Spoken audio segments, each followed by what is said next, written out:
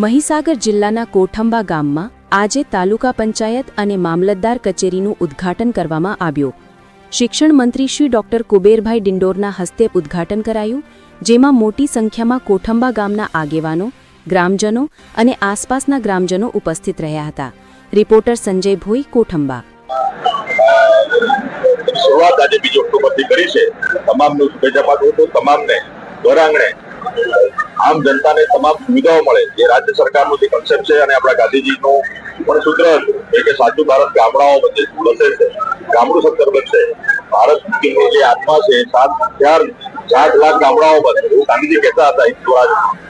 એ સપનાને સાકાર કરવાનું કામ આપણા દેશના પ્રધાનમંત્રી મોદી સાહેબ અને આપણા ગુજરાતના માન્ય મુખ્યમંત્રી ભૂપેન્દ્રભાઈ પટેલ સાહેબ જે અલગ અલગ યોજનાઓ આપીને કરી રહ્યા છે. અને સાથે સાથે રાજ્ય કક્ષાએ જે યોજનાઓ આપી છે, સ્વચ્છતા અભિયાનને પણ એમને મહત્વ આપ્યું છે.